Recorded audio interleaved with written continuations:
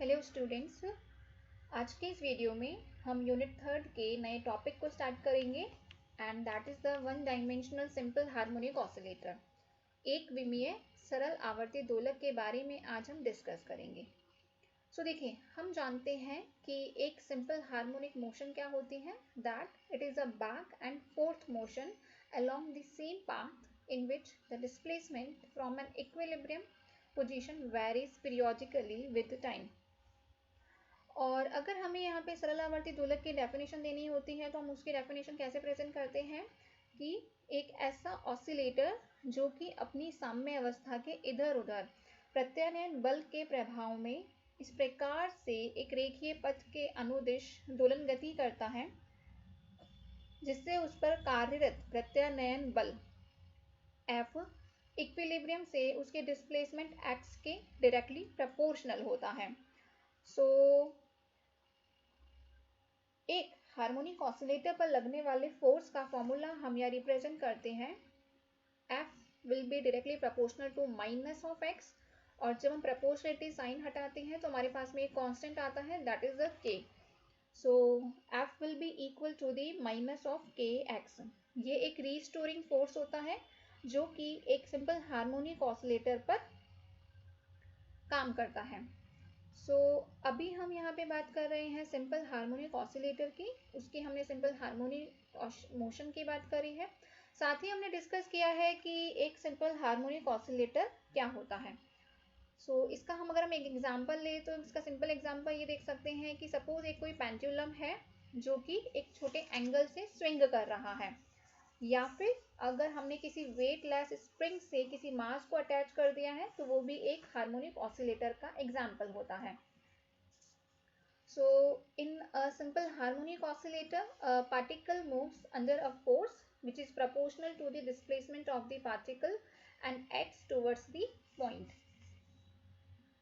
अब हमने यहाँ देख सकते हैं कि हमारे पास में नेगेटिव साइन आ रहा है, हम यहाँ रिप्रेजेंट कर रहे हैं that F is equal to the minus kx।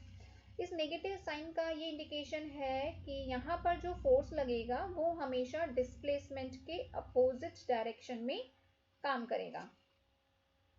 अब क्योंकि हम यहाँ पे क्वांटम मैकेनिक्स में इस टॉपिक को डिस्कस कर रहे हैं तो हम इसके दो पॉइंट ऑफ व्यू यहाँ प्रेजेंट करेंगे। सबसे पहले तो हम इस one dimensional simple harmonic oscillator को क्लासिकल मैकेनिकल ट्रीटमेंट पर बेस स्टडी करेंगे, then we will go for the quantum treatment. सबसे पहले हम यह बात कर रहे हैं क्लासिकल मैकेनिकल ट्रीटमेंट की। क्लासिकल मैकेनिक्स की जब हम बात करते हैं तो हम न्यूटोनियन मैकेनिक्स को डिस्कस करते हैं।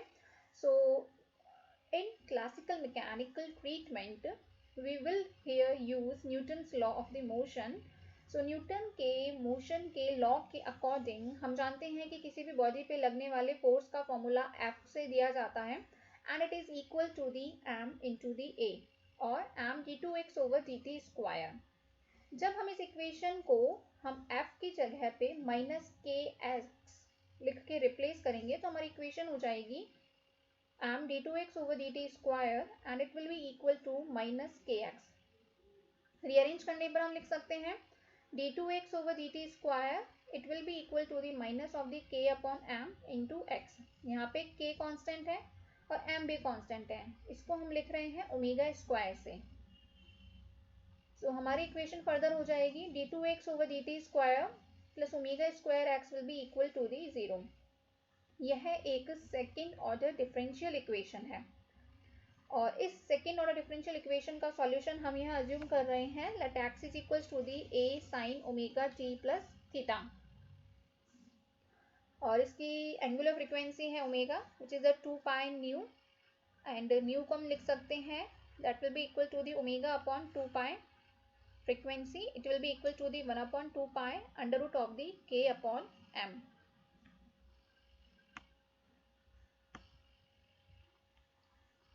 अब अगर आगे हमें यहाँ इसकी पोटेंशियल एनर्जी फाइंड आउट करनी है तो v के लिए हम फॉर्मूला देंगे, सपोज इनिशियल पोजीशन से लेकर के x तक इसका डिस्प्लेसमेंट हुआ है तो इंटीग्रेशन हो जाएगा 0 टू दी x dv, इसको हम लिख सकते हैं del v over del x into dx।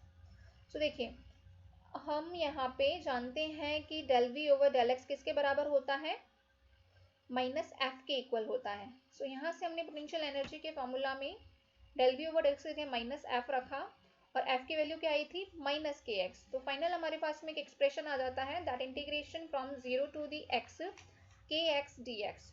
और जब हम इस इंटीग्रेशन को सॉल्व करते हैं तो हमें वैल्यू मिलेगी के एक्स स्क्वायर अपॉन 2।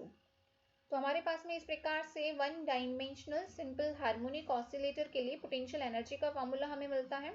अब अभी हम यहाँ ऊपर देख सकते हैं हमने अज्यूम किया था that omega square was equal to the k upon M, और यहाँ से हम लिख सकते हैं के की वैल्यू होगी एम ओमेगा स्क्वायर के equal. So final expression potential energy के लिए हम लिखेंगे 1/2m omega square into x square. तो ये तो अभी हमने ऑसिलेटर की पोटेंशियल एनर्जी कैलकुलेट की है। सिमिलरली काइनेटिक एनर्जी भी हम निकाल सकते हैं। देखिए काइनेटिक एनर्जी का फॉर्मूला होगा 1/2m into we square. We यहाँ पर उसकी वेलोसिटी है और वी को हम क्या लिखते हैं dx ओवर dt। सो t से हम अगर काइनेटिक एनर्जी को रिप्रेजेंट कर रहे हैं तो इसका फॉर्मूला हो जाएगा 1/2m dx ओवर dt का होल स्क्वायर। अब देखिए dx ओवर dt हम कहाँ से लिखेंगे, अभी हमने ऊपर देखा था कि x की वैल्यू थी a sine omega t plus theta. तो जब हम यहाँ पे इस एक्सप्रेशन का t के रिस्पेक्ट में डिफरेंशिएशन करेंगे तो हमें dx ओवर dt मिलेगा। सो dx ओवर dt की वैल्यू क्या हो जाएगी a omega cos of omega t plus theta. तो हमने रखा a omega cos of omega t plus theta का होल स्क्वायर। सो ये काइनेटिक एनर्जी का एक्सप्रेशन आ गया। अब हम इस एक्सप्रेशन को x के टर्म में रिप्रेजेंट कर सकते हैं।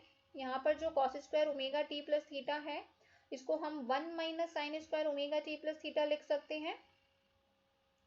और अभी हमने देखा था कि x बराबर a sine omega t plus theta की वैल्यू क्या थी x। तो हम यहाँ से t की वैल्यू लिख पाएंगे 1/2m omega square a square minus x square.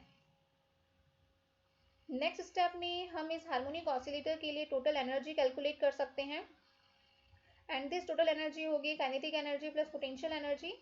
Kinetic energy है 1/2m omega square into A square minus x square and potential energy is 1/2m omega square into x square. Solve करेंगे तो क्या मिलेगा 1/2m omega square into ए square, या फिर हम इसको लिख सकते हैं 1/2 ऑफ के इंटू ए स्क्वायर।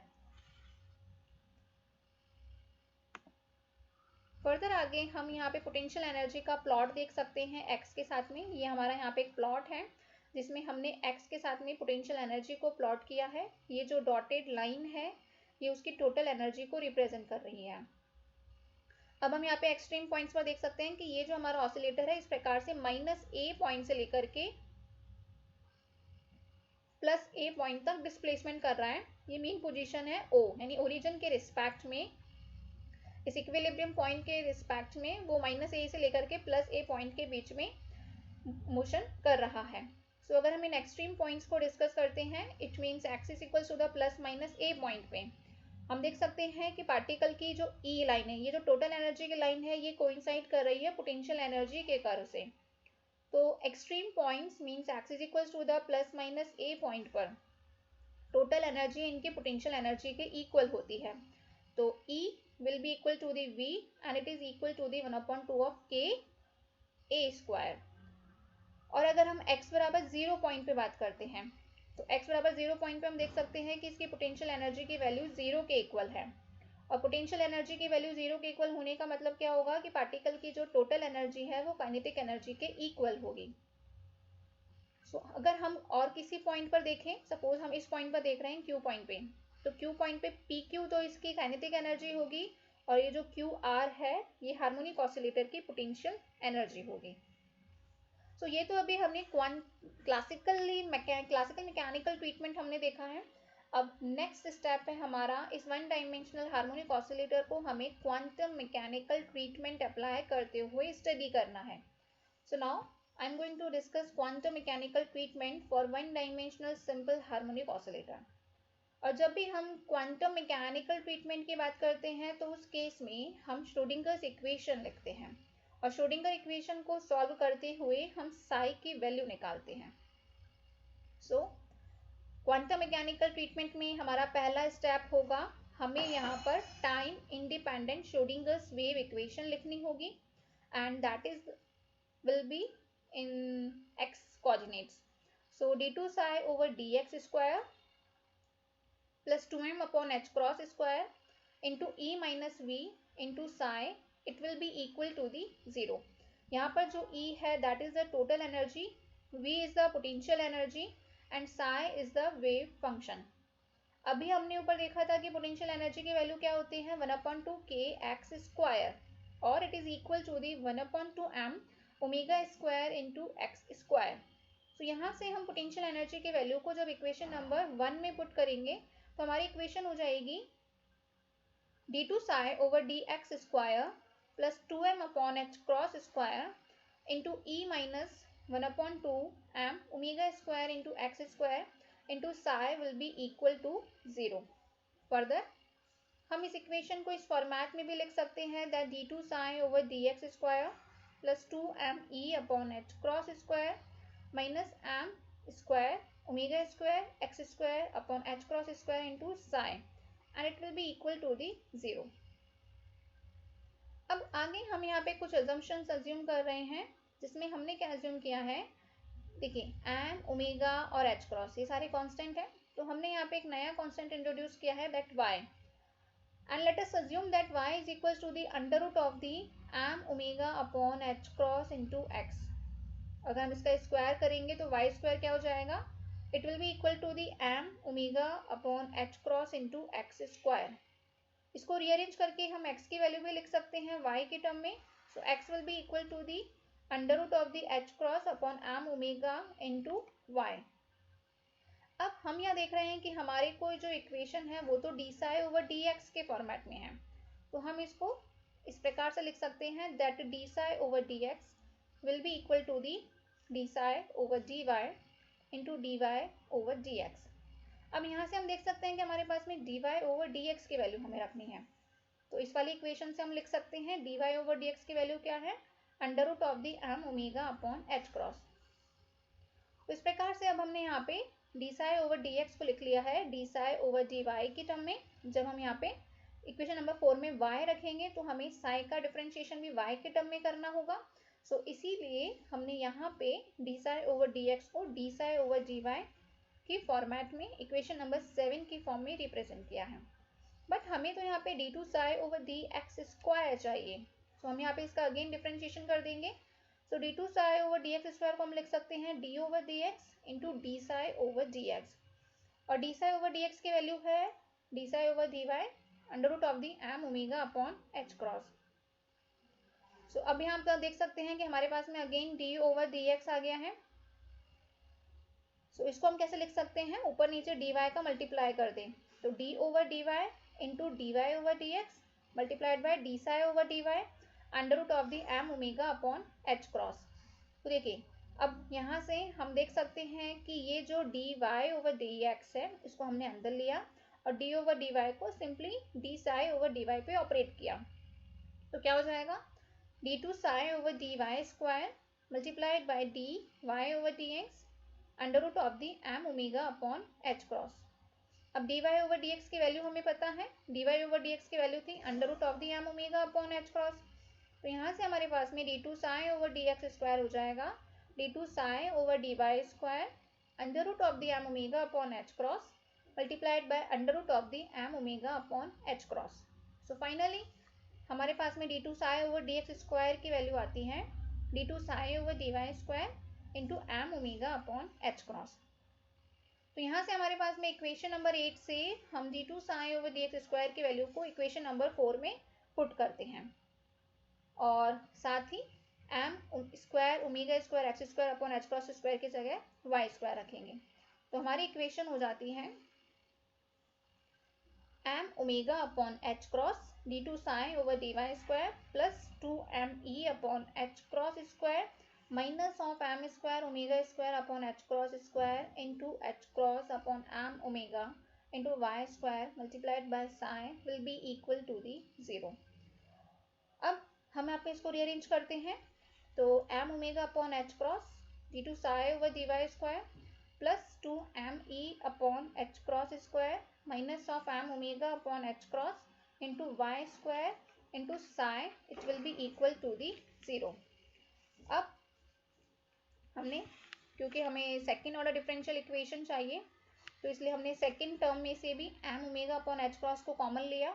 तो यहाँ से जब हम इस सेकेंड टर्म में m omega upon h cross को कॉमन लेंगे तो हमारी इक्वेशन क्या हो जाएगी, m omega upon h cross d two psi over D Y square plus m omega upon h cross into bracket में लिखेंगे h cross upon m omega 2me upon h cross square minus of y square into psi will be equal to the 0। Simplify करते हैं तो हमें equation 9 के format में एक second order differential equation मिलती है, that is d two psi over D Y square plus 2e upon h cross omega minus Y square into psi is equal to the 0। यहाँ पर हमने एक नया कांस्टेंट इंट्रोड्यूस किया है क्योंकि हम जानते हैं कि ऑसिलेटर की टोटल एनर्जी कांस्टेंट है, H cross reduced Planck's constant है and omega is the angular frequency. तो यहाँ पे हमने 2e upon h cross omega की जगह पे लिखा है लैम्डा। तो उस केस में हमारी इक्वेशन हो जाएगी d two psi over D Y square plus lambda minus Y square into psi will be equal to the 0। So ये हमारी जो इक्वेशन नंबर 10 है, हम देख सकते हैं कि इस इक्वेशन में अब हमारे पास में कोई भी क्वांटिटी लाइक पाई एम या फिर कोई अदर वेरिएबल क्वांटिटी नहीं है। सो हम यहाँ पे ये अज्यूम करते हैं कि let us assume that y square is much much greater than lambda. तो उस केस में हम लैम्डा को नेग्लेक्ट कर सकते हैं। सो tan a इक्वेशन को हम एक ट्रांसफॉर्म्ड फॉर्म में रिप्रेजेंट कर सकते हैं इक्वेशन नंबर 11 के टर्म में। सो फाइनल हमें एक एक्सप्रेशन मिलता है that is the d two psi over D Y square minus of y square into psi is equal to the 0।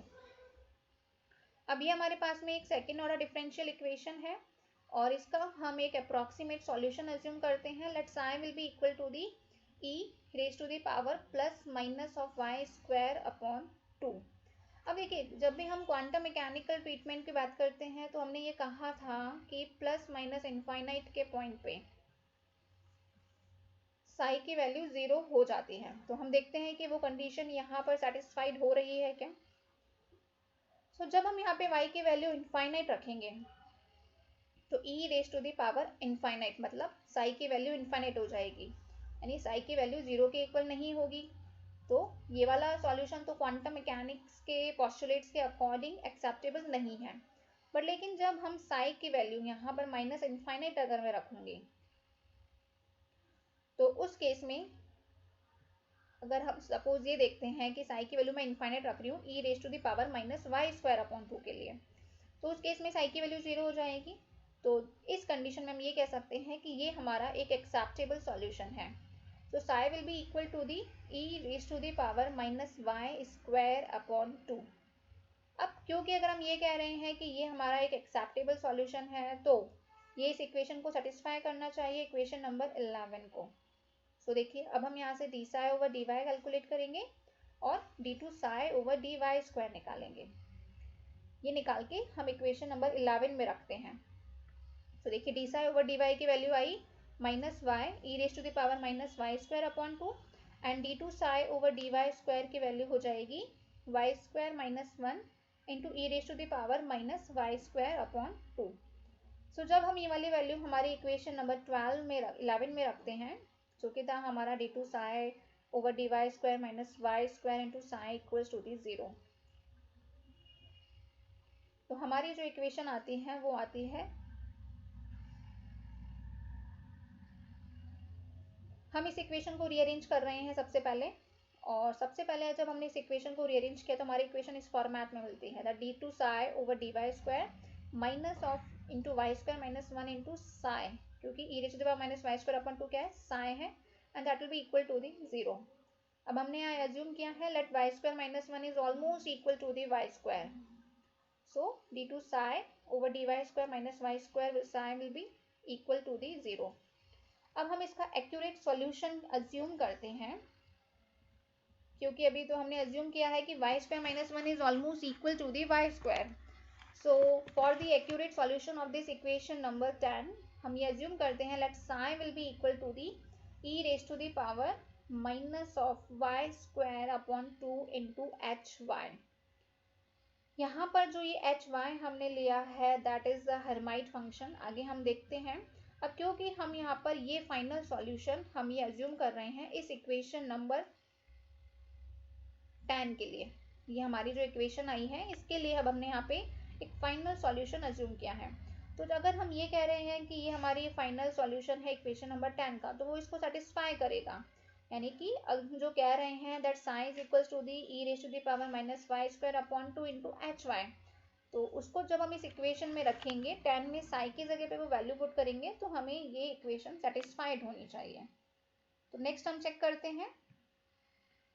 इसके लिए हमने सबसे पहले ये जो हमारी इक्वेशन आई है साई की, that is E raise to the power minus Y square upon 2 into H Y, इसका डिफ्रेंशिएशन करते हैं y के रिस्पेक्ट में। So D psi over D Y की वैल्यू क्या हो जाएगी, E raise to the power minus Y square upon 2 into D H over D Y plus H E raise to the power minus Y square upon 2 multiplied by minus of y, and it will be equal to the dh over dy minus hy into e raised to the power minus y square upon 2। But आगे हमें d2 psi over dy square भी calculate करना है, तो आगे हमने इस equation का सिंपली y के रिस्पेक्ट में डिफ्रेंशिएशन किया है। तो d2h over dy square minus y dh over dy minus h e raise to the power minus y square upon 2 plus dh over dy minus hy into e raised to the power minus y square upon 2 into minus y। अब हमने इस equations को equation number 10 में रखा, और जब equation number 10 में हमने इसको रखा तो हमारी इक्वेशन क्या हो जाएगी, d2h over dy square minus 2y dh over dy plus lambda minus 1 into h multiplied by e raise to the power minus y square upon 2 is equal to the 0। अब क्योंकि हम ये बोल रहे हैं कि साई है that is equal to the e raise to the power minus Y square upon 2 into